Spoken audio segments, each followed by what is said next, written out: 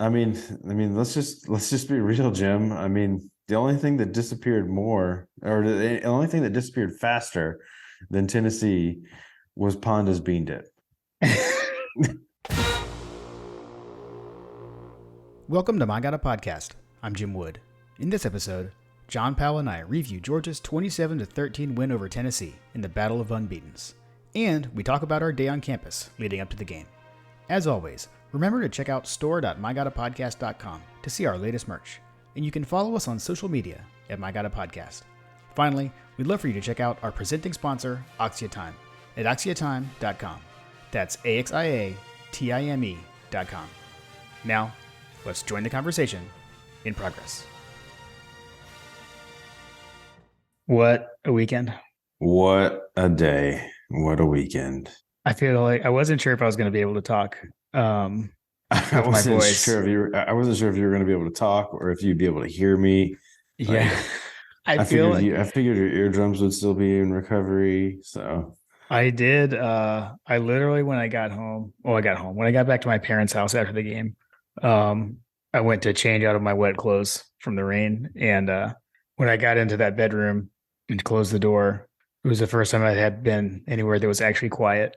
And like my ears were ringing, like legit ears were ringing. It was pretty crazy. So hopefully I sound okay. I can actually talk better than I thought I was going to be. So not too bad. I think you sound fantastic, Jim. You sound like a national champion. Oh, seriously. Holy Sorry, cow. Carter. Sorry. All right. Speaking of Carter, we got to start with just the day at large. I mean, so for the second time this year, we repeated the formula from Oregon where we got to hang out and tailgate before the game. I went in and you stayed for the tailgate party. But I mean, okay, so let's start off. So I drove to my parents' house Friday night. Again, stopped at Ingles so that I could make bean dip this time, so you could have the bean dip because you had never had Honda Singer's bean dip trademark. Yeah, which I'm still not sure how that's possible, but we can talk about that later. That's another episode. But like, holy cow, Will Kaplan, I know is happy that we stopped at Raising Cane's on the way into campus, picked up some Raising Cane's, went in, and then hit like all the tailgates. Which in retrospect was a solid call because we ate those things throughout the day. Right. It was one of those like we were driving in and we were like, do we need to stop at Raising Cane's? Like we don't have to, but I was like, yeah, let's go ahead and do it. Let's just go ahead and knock it out. Which shout out to Kyle. Shout out to your friend Kyle for driving you guys, your whole crew up there and coming to pick me up. That was a big help for me and my family for getting to spend the day with you guys. So that was awesome. Yes. Kyle is truly elite, a gentleman and a scholar, and his boys are great too. Just a good family. I love my neighbor. That was fun. That was a lot of fun. I feel like we could spend like an entire episode shouting out people. But I mean, we started off, we hit up Logan Booker's tailgate, got to hang out with Logan. I had never met Logan in person. He's been on the podcast multiple times and we've talked a lot, but I had never met in person. So that was a lot of fun. Carter got to meet Logan. That was awesome. That was really pretty cool. Awesome too. You can see him waving from afar. It was like it was like an oasis in the desert. I loved it, man, because we were walking up. Yeah, we were still a little ways away. And Logan was like, Carter. It was good. Mm-hmm. That was good. He had an elite setup. It was very, very nice. So thank you, Logan. We had a blast. Very gracious. Yeah, Carter really wanted to stick around, but we were like, buddy, he's got to go to the game. He can't stick around the whole time. Oh, man. So that was great. And then we meandered. We stopped off by the Wait Since Last Saturday tailgate and chatted up with Tony Waller for a little bit, kind of en route to game day. So that was a good time. Hadn't seen Tony in a while either. So, and you had never met Tony. I know that was the first time that, it was, we were trying to hit some firsts here because we interact with these guys for the last like 2 years or 3 years or whatever. And like, it's just nice to play some faces with names, which, as we found with the ATD tailgate people, that's a really cool part of dog Twitter is just being able to connect and, hang out. Yep, for sure. And then we hit game day, and I gotta say, man, so we'll see what Carter ended up on TV. Carter ended up on doing a lot of stuff. We got there. Do you remember what time it was when we got there? Because I don't remember exactly what time it was. No, because it had been on for a little while. We were a ways into it. Yeah, so like we were having to wade through, right? And so it was definitely one of those situations where having kids is a helpful benefit because they were able to weave their way all the way to the front and nobody said anything to them. Right. And then so they got to get to the front and they found a spot right next to the Georgia cheerleaders, and Harry Dog was there. And then when Harry saw them, like they're, high-fiving and talking and stuff. And I guess for whatever reason, like, I don't know, the kid's just like spontaneous like that. Like anytime he gets put on the spot, he comes up with something insane. He played rock, paper, scissors with Harry Dog. So good. He played him like 4 or 5 times and beat him every single time. And finally, Harry Dog was just like, Yes, Carter. Carter is elite at rock, paper, scissors, apparently. And then he was standing next to, there were 2 guys, you could actually see them pretty prominently on the TV because they were like our spot, like whenever they went to the crowd view where all 4 or 5 of the guys were sitting in chairs. They're sitting out on the stage in front of where the paint squad and the spike squad were on that little green thing. Yeah. That we eventually got on. Like that's another thing. Like the ESPN people were like, your boys want to go up? And they were like, sure. And then I was like, I'm with them. Yeah, I'm with them. Yeah, I was gonna leave them because I was gonna let them go up there, and I was like, oh shoot, I guess I should go up there and be a responsible adult and not leave my kids. Right. ESPN Wolves or whatever. But yeah, they got right up front and they were right next to some guys that were Tennessee fans, and they were trying to like high five Carter and stuff, and Carter would like try to high five him and then like pull his hand back at the last minute and just be like Dude, he was ripping the Tennessee fans all day. We skipped the part when we were like driving into Athens, and he was like, "Dad, can I roll down the window and boo these Tennessee fans?" I was like, "Yes, yes, you can, Carter." Yes, exactly. Dude, the kid was an absolute savage all day long. But can tend to we're not exactly sure. And his friend was like, Kyle's son was like, we need to put a leash on Carter. Exactly. He was wandering. Carter has a tendency to wander off. It was amazing. That was amazing. Yeah, we need a little tether on him because we were at one point where I was like, "Where'd Carter go?" Right, he was like right behind me in his defense at that one point. I do remember that though. He was like in between us or something. I did in the midst of all that. I know you missed it, but I ran into our buddy Mark Reagan in the midst of all that. I think while you were up at the beginning of the game, at the front of the game day set, so that was cool.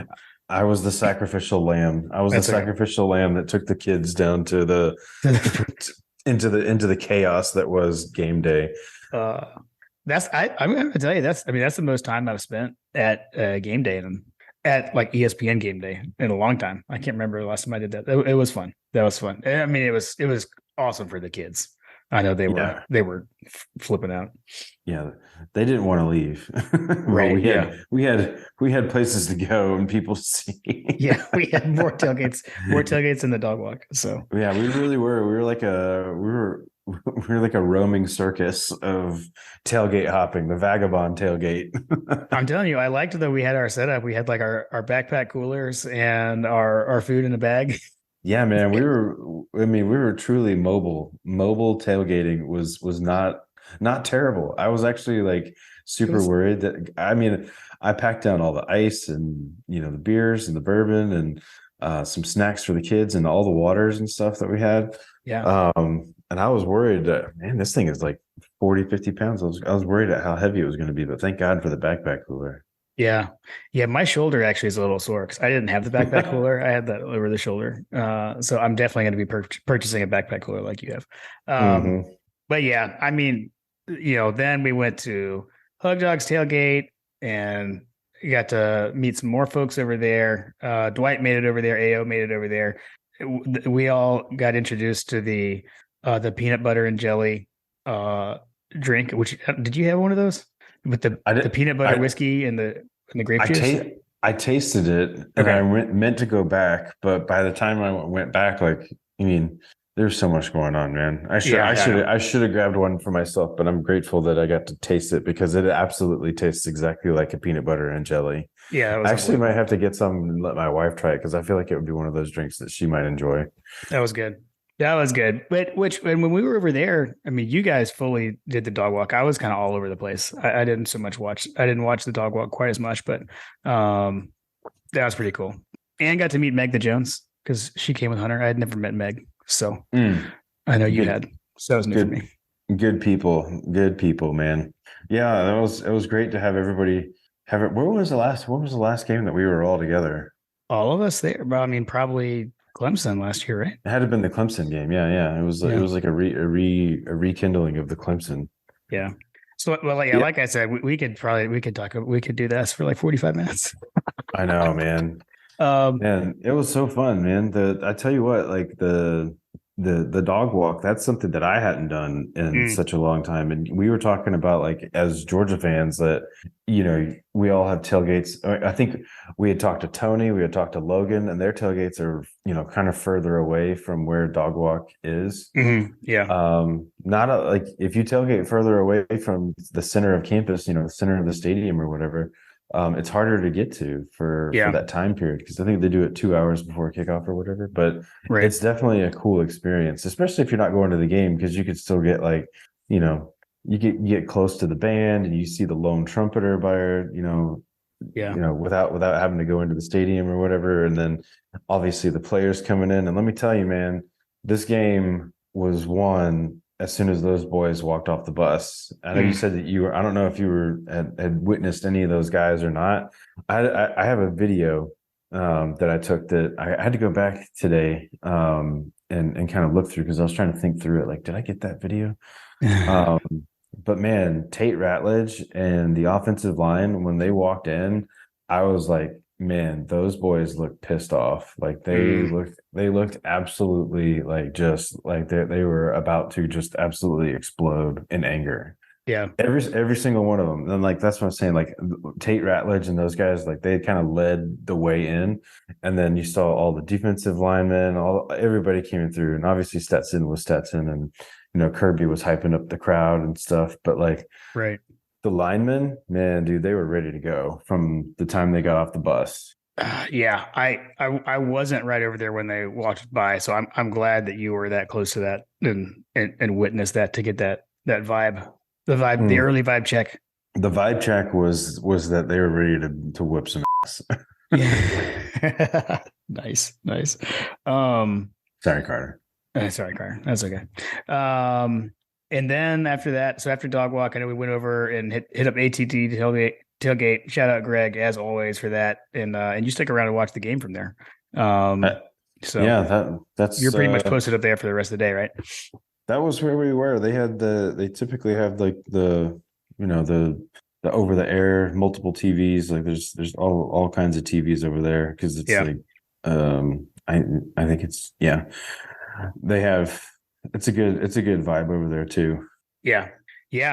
I guess it's not anywhere else. But. I mean the whole campus. I guess the last thing I'll say about like being around campus, like, the whole campus was amazing. Like it was definitely buzzing. People were ready for the biggest, you know, highest ranked matchup in the history of Dooley Field at Sanford Stadium.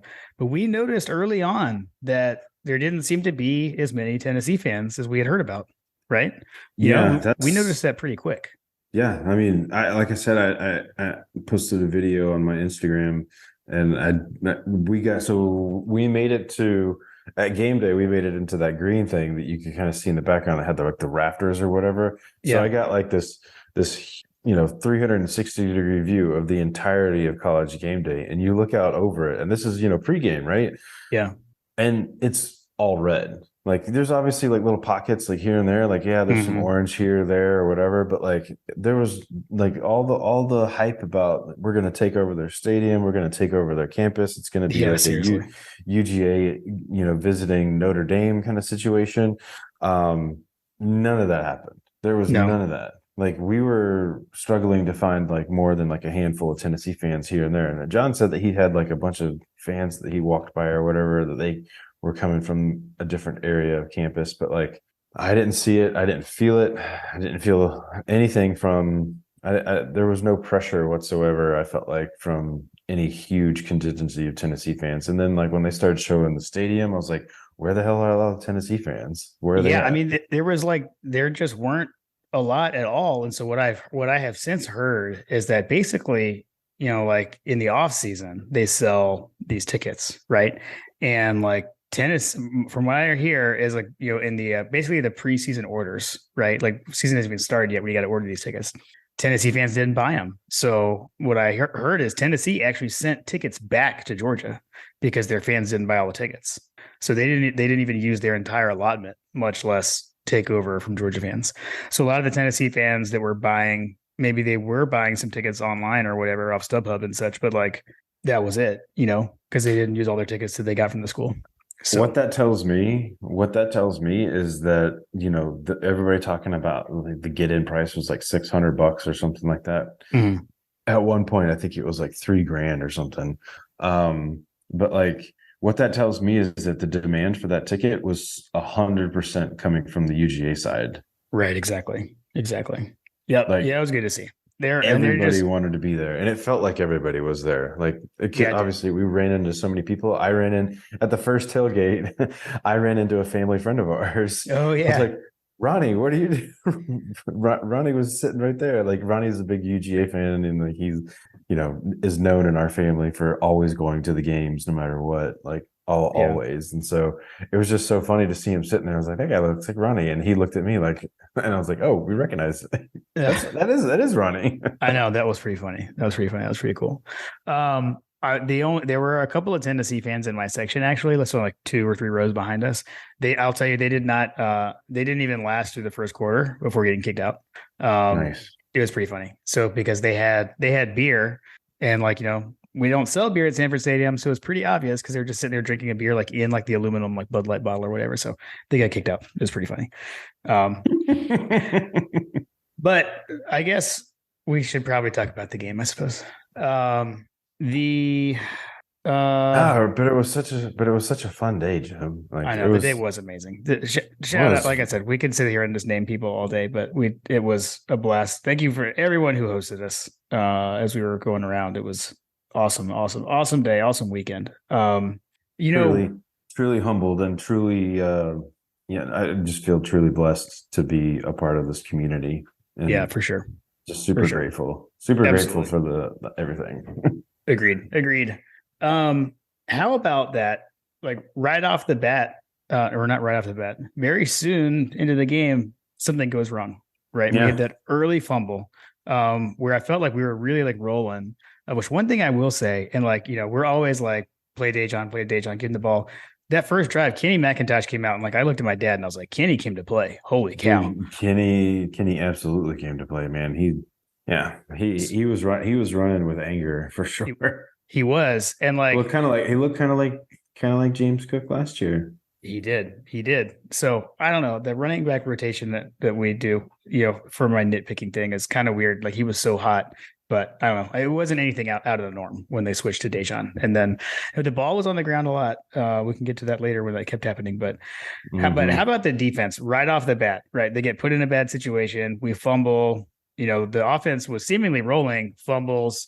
Tennessee gets the ball, and we hold. Right off the bat, off the turnover, hold the vaunted Tennessee offense to a field goal. Right. I mean, that kind of set the tone for the game, really. Even though we give up points, but. I agree. Yeah, I mean, it really did set the tone for the game because I felt like I was like, oh crap, here we go. We fumbled the ball, and then to hold them to a field goal there, you walked away from it. You're like, wow, well, that literally doesn't hurt us at all. Really, it didn't feel like it. It didn't feel like it was a big deal. Yeah. And then I think the other thing that happened on the next series, right? So we drive down, like it's like we picked right back up, and so it's almost like that fumble just kind of dissipated, and then we, Stetson scrambled for his score, which then we had the first officiating kind of like head scratcher Right. Tennessee should have played the entirety of the rest of the game without their starting safety. Like I still don't understand how that wasn't targeting. I agree. I agree. I don't understand it at all. If that's not targeting, then we need to figure out like why. Because by the definition of the rules, it literally was targeting. So yep. Well, and to add to the officiating blunder, and the other thing about that is they called that not a touchdown, like full speed. And Stetson knew it because Stetson instantly went into his cell phone celebration.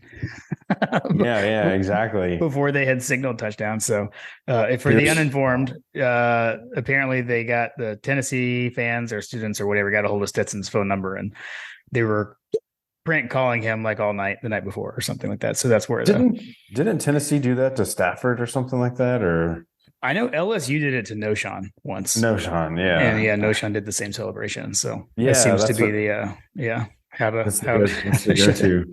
Hey man, Stetson was probably here when Noshawn was around, so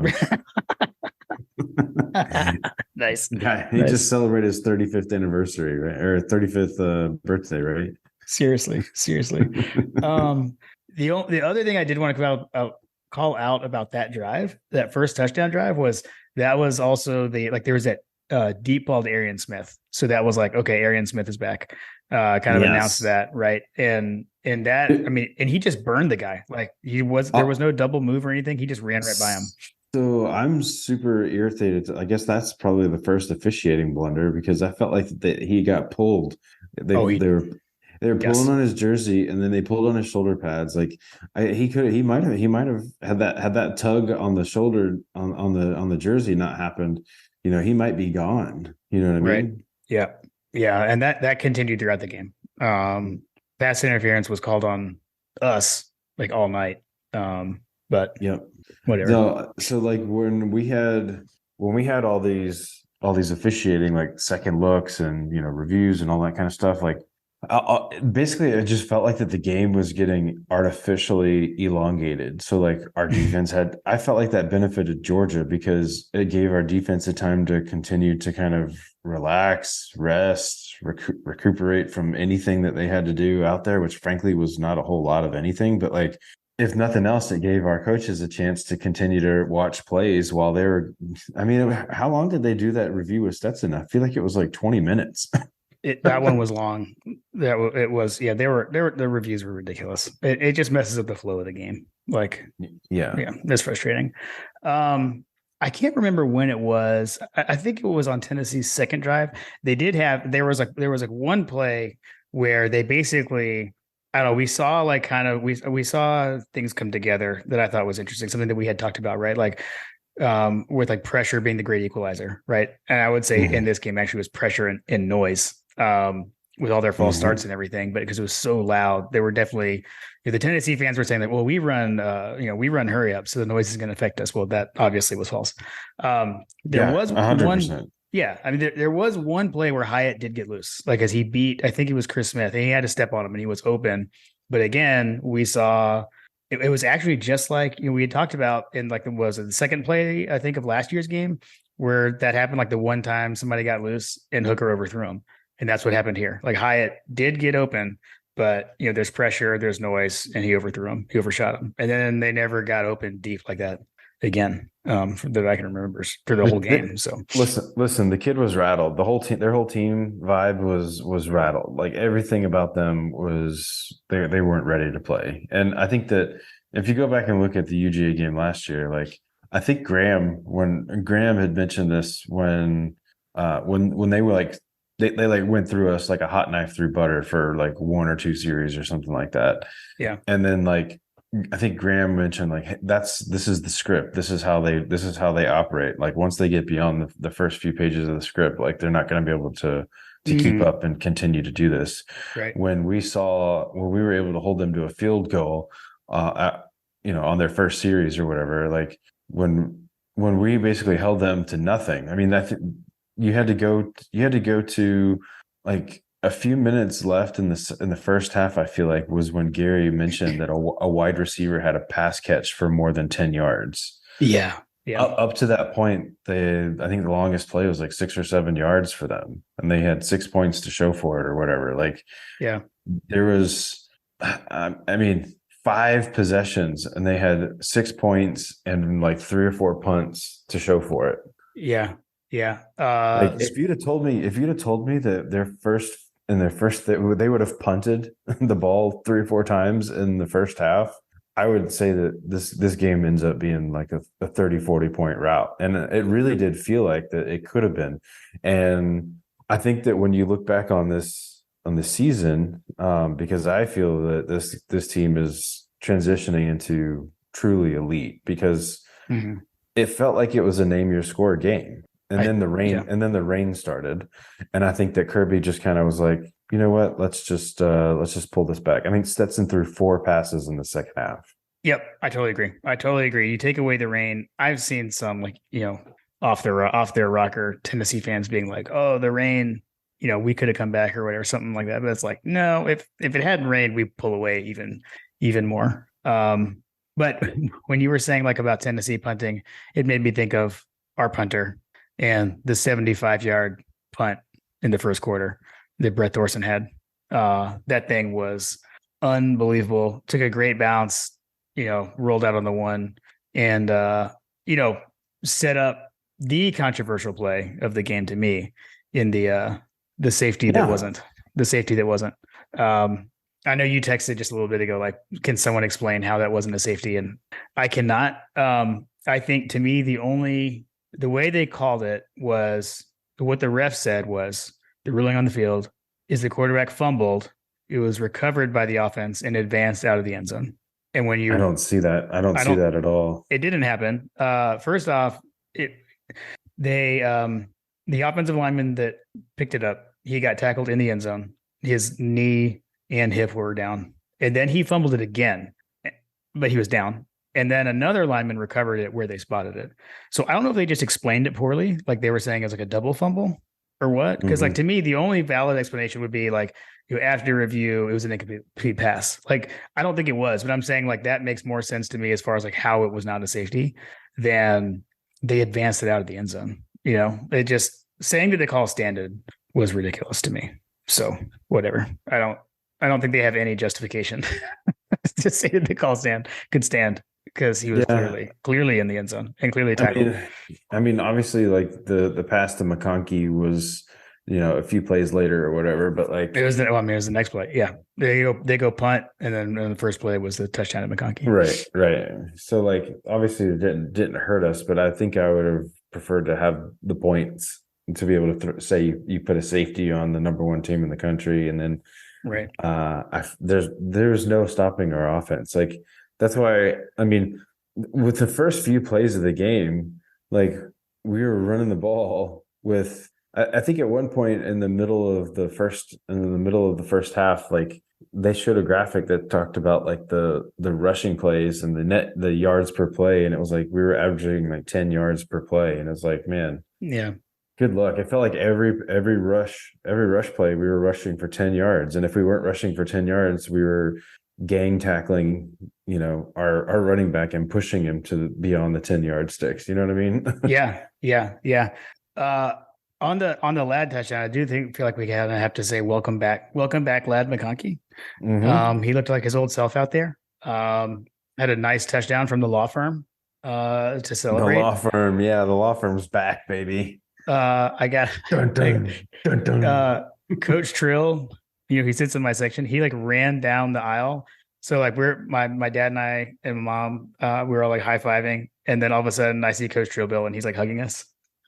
He ran all the way down the stadium and came and joined us. It was pretty funny. That's awesome. Where was Coach Trill? We missed him on the tailgate situation. You know what? That is a good point. We'll have to iron that out next time. I don't know. I'm not sure where he tailgates. We'll have to talk about that, Coach.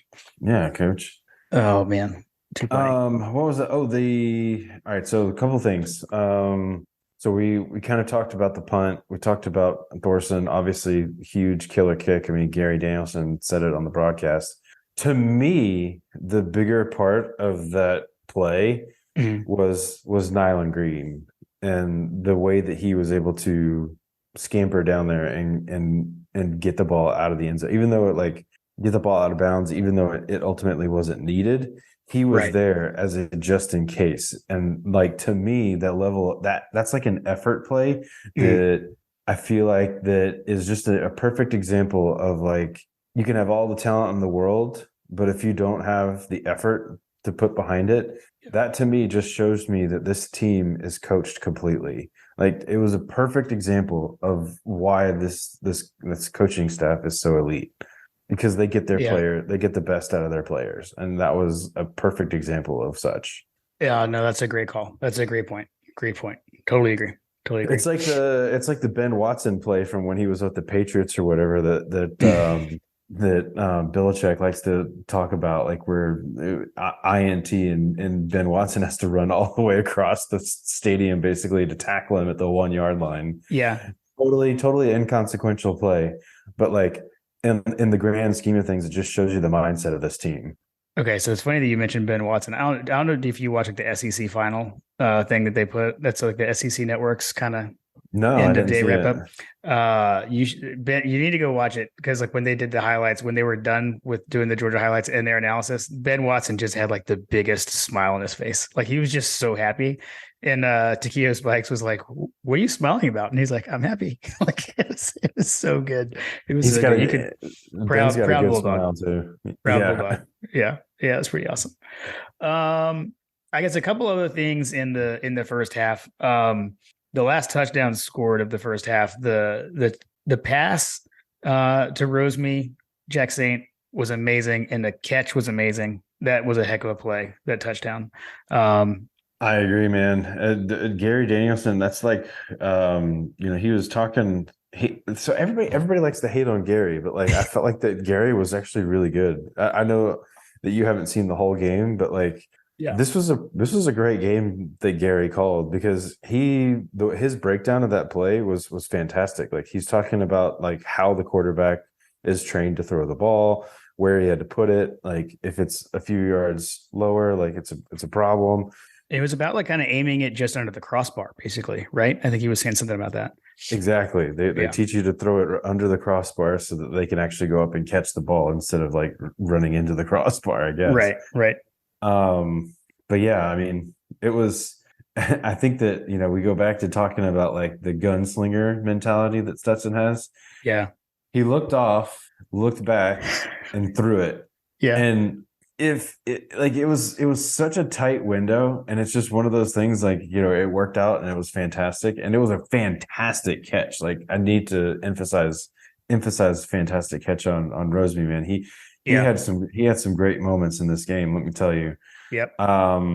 Which is just so great for our team as we go down, and having more threats than just our tight ends and running backs and stuff. True. But man, he put that thing in a window. But like, when he was circling, when Gary was like drawing on the TV, I was like, there's like 4 guys. Right. Oh man. And he had that one, Stetson had one where he basically threw it to the linebacker, but the linebacker dropped it. Dude, that was on the first drive. That was like 2 plays before the fumble. Yeah, exactly. Yeah. Which, like, in retrospect, like, obviously, the defense would have held. And I think that's important to note, because I feel like that as the game wore on, we started to realize that they could not do against us offensively. No, yeah, sorry, Carter, but dude, no. I mean, the defense. I'm gonna quote my dad, and this is from last night. This is not from today, so I don't know if he still feels this way. But when we were walking back to the car, he said, "Jim, that may be the best defensive game plan and execution of the game plan I've ever seen." And he was like, "I'm 72 years old. I've watched a lot of football." It's like, that was impressive. I mean, against that offense I know, like, we had said, and if you subscribe to Dog Central, if you read the stuff that was put out, if you watch the film preview and everything, I think we collectively weren't buying into the hype, but there were a lot of people that were comparing this offense to the 2019 LSU offense. Right. And if you want to do that, I don't think they are, but are those same people now saying that, comparing this Georgia defense to I don't know, last year's Georgia defense.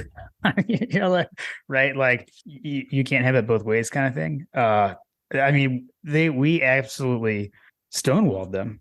I mean, all they got, they got the 2 field goals, they got a garbage time touchdown, and frankly, like it's in the second half. I mean, like their most effective play was like getting a flag from the refs. I mean, how many times did they get drives extended by flags? So the reason that they got the touchdown was because it was like 3rd or 4th down, and we had a face mask penalty on them. If you remove that, they're either kicking in. I can't remember where they were. Actually, okay, so I know you haven't rewatched the second half because I had that same thought walking out of the stadium. That's actually a different drive. So the face mask drive, we ended up stopping them on 4th down again, like 4 plays later.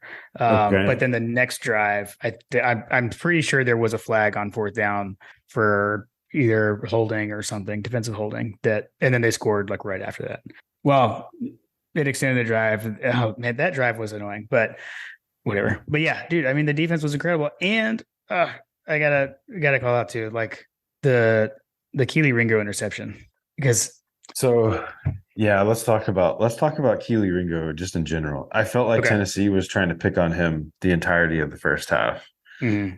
Like there were play after play of going after him. And I will say that like Kelee, he had a holding call in the first half where, it was pretty bad. He had a big chunk yard play to Cedric Tillman, where I think that's the play you were talking about earlier when you said that's the first pass play over X yards. I think that was that play, by the way. I think I could be right. wrong. Yeah, I mean, it was definitely for like 10 yards or something like that. So it probably was. Yeah. But on that play, like Kelee just got shook. Like he got juked. Yeah. He got juked. And then when he tried to recover, he slipped, which there was a lot of slip sliding around in this game, by the way. Yeah. Wet field. Yeah, it was a wet field. Definitely in the second half.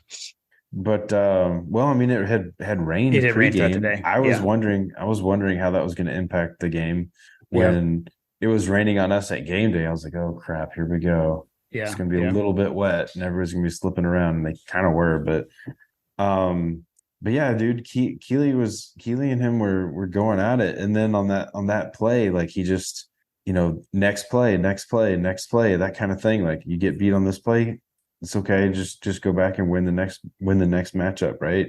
Right. And that's exactly what he did, man. Dude, that play was so good. He fought that man all the way down for 40 yards. He fought that kid and still came up with the INT. That was amazing. Yeah. I mean, he basically he got into position, and I mean, he basically became the wide receiver, and he won that inside position, got his head around, watched it all the way in like a dang wide receiver. And frankly, I thought got it interfered with by the receiver, but whatever. I mean, Tillman helped him catch it. He's like, "Here, buddy, let me hold you for it." yeah. So that was an awesome moment, and just getting to see Kelee on the jumbotron with the Savage pads. It was pretty sweet, man. That was a good moment.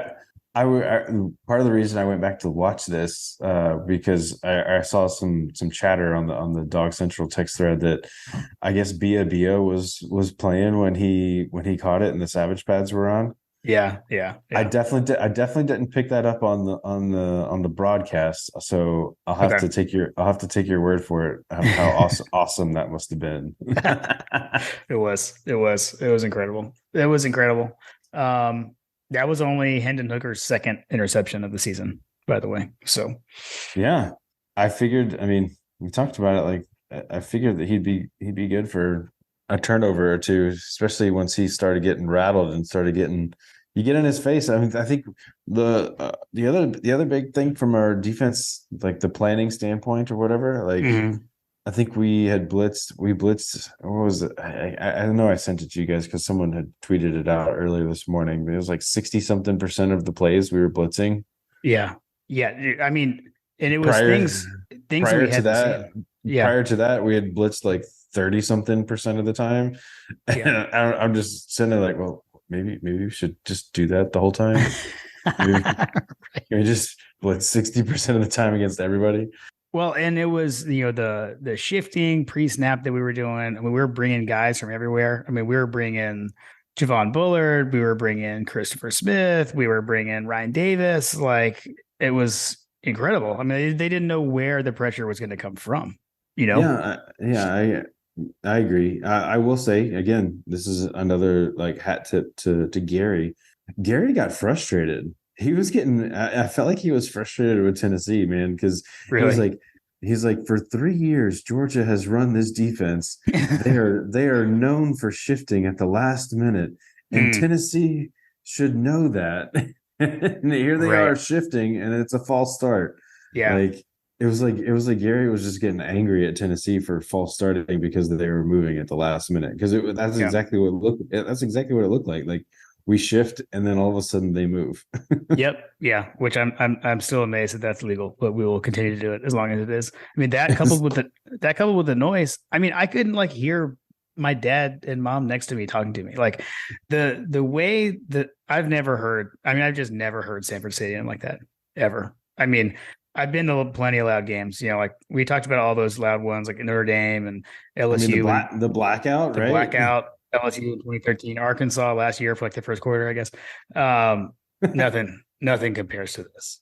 Nothing compares to it. It was absolutely unbelievable. Man, that's awesome.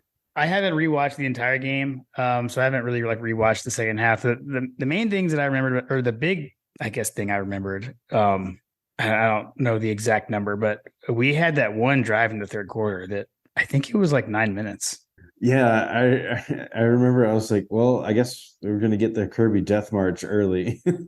Yeah, because we're calling this game early. Right. Yeah. Seriously. Okay. So yeah, in the third quarter, Georgia got the ball with 9:53 left in the third quarter, and the drive ended on a field goal with 1 minute and 9 seconds left in the third quarter. That's insane.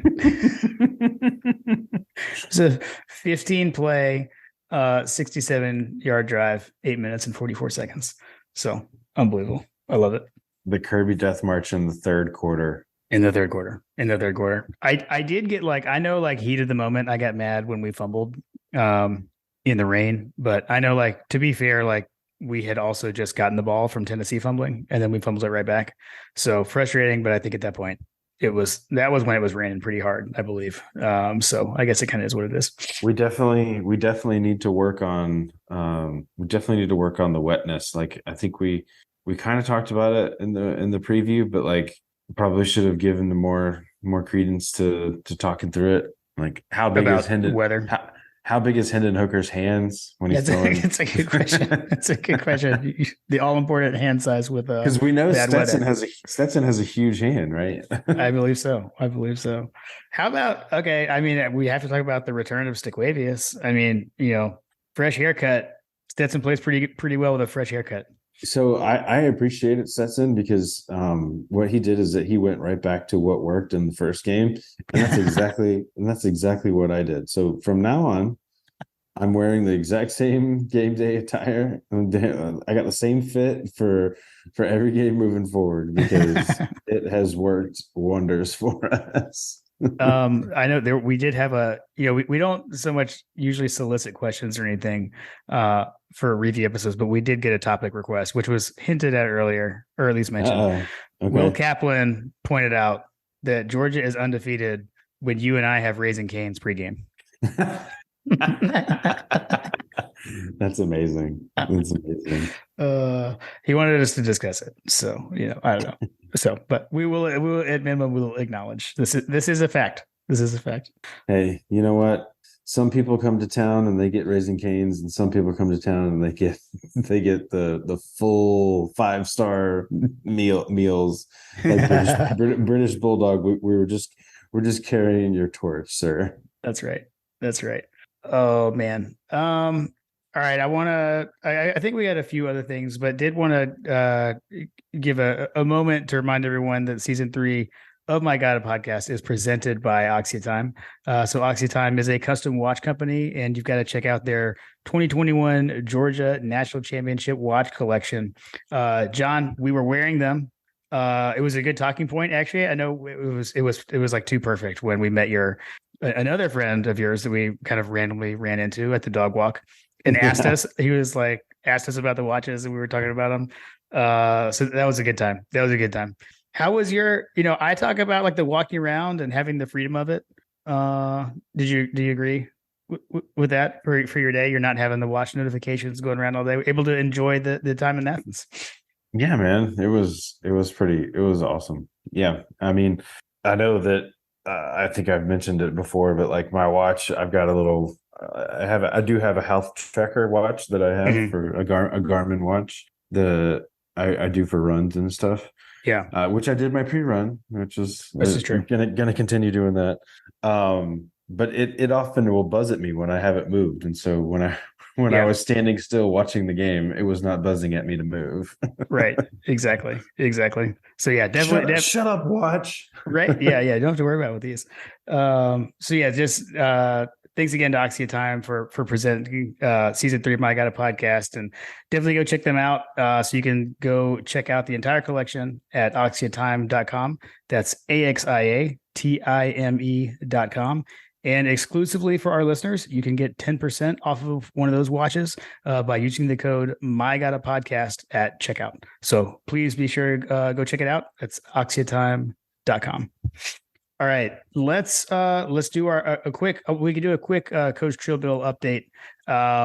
We actually you stayed in the lead because we had the exact same record this week. Everything was I think the same. Actually, it was pretty funny. I think the only difference we had was like which offensive question we got right, because we both went 1 and 2 on the offense. Everything else was the same. We got the rest of them right.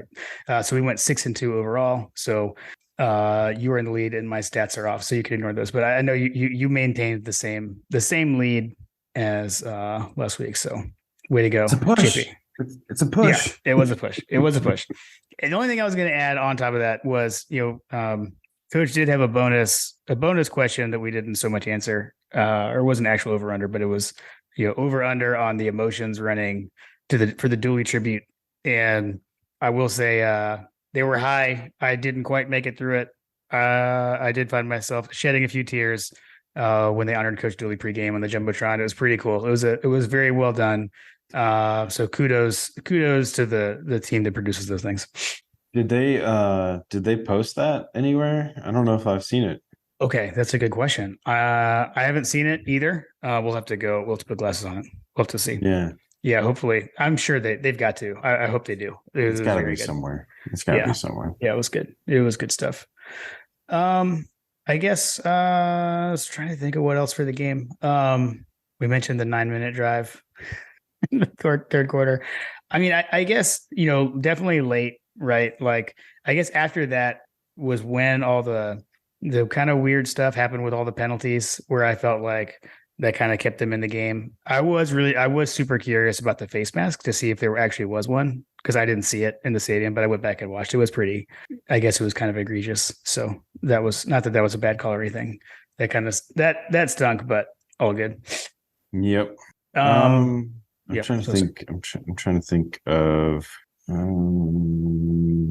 so, I mean, I guess on the whole, I'm a little surprised. Like if I would have told you before the game that UGA had 387 yards, total yards, how would you have felt about this game? You're thinking like that's probably less, that it feels like we had more or something like that. Yeah. Well, I mean, I think that we both know, like we took our foot off the gas to a certain extent, which that, by the way, we like talking about taking your foot off the gas, that kind of bears out in the game cast. Like, we talk about that from ESPN, that I do want to underscore that, like the way that the win probability worked out that ESPN is tracking kind of tracks with how I felt about the game coming in. Like, basically, we had a win probability at kickoff of 75%, right? That kind of was how I felt about this game coming in. Yeah. The lowest that I think that it got was like 68, 70%, something like that, 68%. And then after about, when was it? It was 14.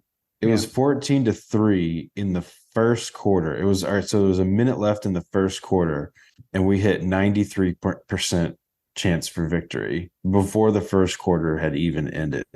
Yeah. To me, that the fact that we had as many yards as we did, because I imagine like after like the first half, our yardage gains were just in the crapper because we were just running the ball every time, right? Yeah. But either way, like I think that we would have thought that we would have scored, we would have been running more yards, if that makes sense. Like there would have been like closer to 500 yards of offense for a game that had this kind of dominance feel to it. Yeah, I agree. And I think I know I was texting with our buddy Patrick last night after the game, and we were talking a little bit about like that whole like foot off the gas thing, and like did we go to the like run it up the middle a little early? And I was kind of feeling that way a little bit last night, and like because the only thing I would say is like as far as like style points go, like I would have liked to bury them by even more just to like kind of leave no doubt and not let them backdoor to the playoff. I have a conspiracy theory about this though. Okay. So the only thing I'll say is my pivot to that is like you got to factor in the weather. I think the weather played a big factor into there, especially after Robinson fumbled. I think we kind of just packed it in and we're like, all right, let's just protect the lead, and it is what it is. So, right, it is what it is. But I want to hear the conspiracy theory. My conspiracy theory is that Kirby wants this team to remain under the radar. He doesn't want them to be the splashy, team that the national media is talking about. He wants everybody talking like, yeah, if it wasn't raining, like we could have gotten more points. And right. you only beat us by, 14 points or whatever. Like you only beat us by 2 scores. He wants that he wants them to still have a little bit of an edge, even though I feel like that this could have been a 50 to 14 or whatever score. Yeah. Yeah. I think that he still wants them to feel like they need to earn it more. Right. Yeah. I mean, you can't tell me that having Tennessee be number 1 in the playoff rankings, the talk of both Tennessee and Alabama after their first matchup, now their only matchup, after their matchup, that, we'll see them again. There's going to be a rematch, all that kind of stuff. I mean, they heard it and they responded. So that was pretty awesome. Stetson hit for the magic numbers. He did 250 yards passing, 1 rushing touchdown. Yep, absolutely. And two beautiful passing touchdowns. I mean, this was a good game for Stetson. I mean, you take away, there was the one early throw we talked about, right? That the linebacker got his hands on. Mm-hmm. There was a miscommunication, I think, with Blaylock at one point. Like it looked kind of like he threw it behind Blaylock, but I think he was expecting Blaylock to sit down and he didn't. There are a couple of things that weren't perfect. It was one of those games where like there's, I'm sure, coach speak, Kirby kind of thing. I was like, there's plenty on the tape for us to fix. For sure. For sure. There was a pass to Darnell that he could have had another touchdown pass. That Darnell dropped in the end zone. I mean, it was a tough catch the guy's 6'7". I know what you're talking about. Yeah. The guy's 6'7", and so he's having to go down like to his hip knee area to try to catch the ball. I guess I can give him a pass on that. There was a pass to Brock Bowers in the end zone where, like, I don't know, it was not a good throw. He overthrew him. It went out wide. Yeah. I mean, he way overthrew him. Yeah, and he was like, "That's on me, that kind of thing." And then I think there was another, like you said, the Blaylock drop. So I mean, he had multiple drops in there. I think that Graham does a great job about posting those like adjusted like completion percentages and all that kind of stuff, like accounting for drops and stuff. I'd be curious to see what their film breakdown looks like for this. But man, dude, So I'm gonna give the man a shout out. I should have told him when I saw him after the game. So after the game, we kind of hung out for a little bit to try to like give the traffic time to die down, which in retrospect was just never realistic. But so we kind of hung out for a little bit. Also, we were kind of selfishly waiting for you guys to get back so that we could say hello and say goodbye and all that kind of stuff.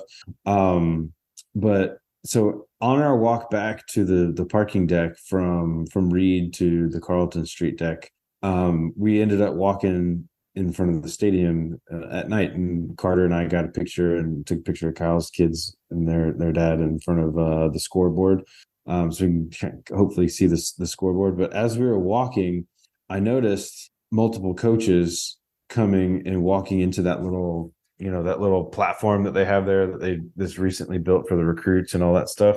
Right. And I saw multiple large human beings walking out of the stadium at that time, which were clearly recruits of certain degrees and years and stuff like that. But what I thought was cool was like Stacy Searles was walking. Like I recognized him clear as day, saw him. I said, Stacy, like, and he turned around and he looked at me and I said, "Go Dogs." And he said, "Go Dogs." And I was just like so floored. I should have told him I'm sorry I called him. I'm sorry that I called him out. I called his offensive line out earlier this season. And I wanted to be wrong. I've never wanted to be wrong about something more than our offensive line. But man, they've been playing their butts off lately, man. Like there's just no question about it. Tate Ratledge, like I said, Tate looked like that dude in the dog walk, and he played like it too. I love it. I mean, let's just be real, Jim. I mean, the only thing that disappeared more, or the only thing that disappeared faster than Tennessee was Panda's bean dip. Clearly, because we were at the tailgate, man, and it was gone. It was gone. I'm glad that I noticed that it was almost gone, so you could have a bite. I'm so glad. I'm so glad that I got a. You know what? I feel like that's what put us over the edge, Jim. I feel like that. I got Panda's bean dip. Now we have to have it every game. That's right.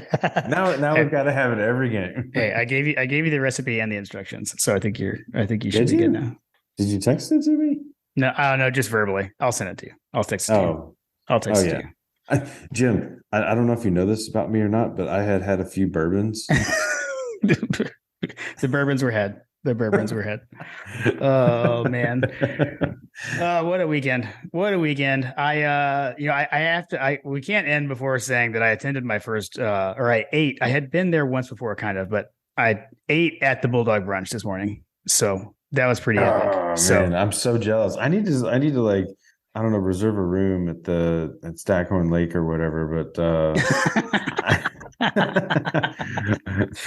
that's awesome. I need to get a hotel room so I can go to and partake in this, because I am super jealous of that.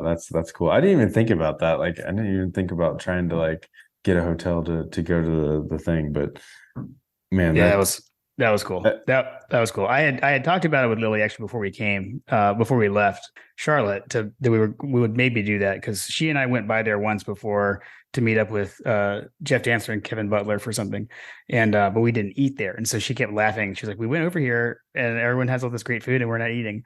And so since Lily came with me for this trip, I had brought that up that maybe we should go do that. But shout out to Hug Dog one more time, because went with the entire Huggins family. So with Jason and Hampton, Dana, and Lily and I went and ate with them, and it was a great time, a lot of fun. And all I'll say is the bacon wrapped shrimp, the gumbo, and the red mule grits are everything that Jeff Dancer says they are.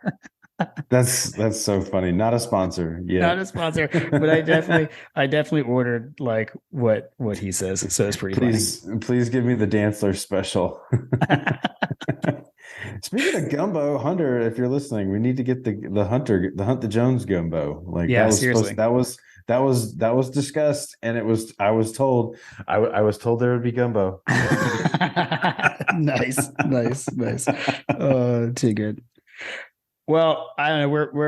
We're running a little long for a review. I'll just mention, like, man, Alabama, got back home last night and watched that game. So I'll say this: if mathematically speaking, neither the East nor the West are over. Nothing is settled yet. No one has clinched. But in the West, it looks like it's pretty much a 2-team race at this point between LSU and Ole Miss, and we can talk about that a little bit later. But obviously, still Georgia and Tennessee are both alive mathematically in the East as we look forward. But man, things are changing in the SEC. There's definitely winds of change blowing from the west. Right. Yeah. Seriously. I will also say that marquee win that Tennessee has over certain opponents that shall not be named is starting to look less and less substantial. True. Given our results against them. Right. Seriously. Very true. And conversely, our win versus Oregon is starting to look better and better by the day, because I believe as of recording, they're one of the best offenses in the country. The most successful in terms of success rate, they're the most successful offense in the country. Yeah, man, they have looked very good ever since they've looked very good when they've played teams not named Georgia. Oh, it's the story of their life. It's the story of everybody's life That's right. These days. Oh man, it's what a time to be alive. These are the good times. Man, it's pretty crazy. Well, I'm so glad that you guys came. True. Also, we were kind of dancing around it in the preview because you hadn't told Carter that he was getting to come yet. So we kind of danced around it a little bit, but I'm glad you guys made that call. It was great to see you guys and get to spend the day with you.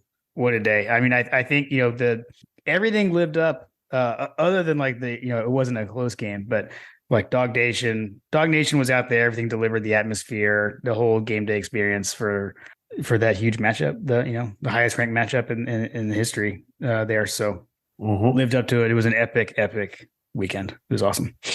I do think that, I'm going to riff off of something that Will said, that, UGA is undefeated when we've had Raising Cane.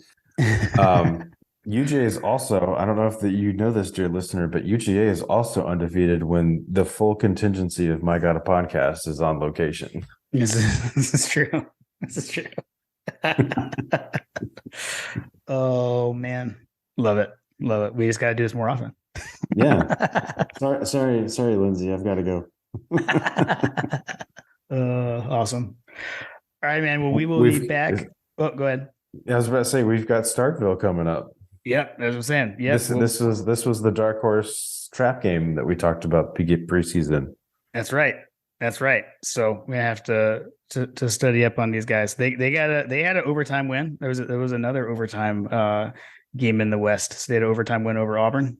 The Bizarro Bulldogs did. So yeah, man, we'll be back later in the week to preview that game, to preview that night game at the wrong stadium. At the Bizarro Dog Stadium. For sure. Man, it was good. It was good hanging out. Good seeing Ponda and Lou on location as well. But yeah, man, what a great day. And I just love seeing everybody out. Hope to see y'all again soon. Go Dogs. Go Dogs.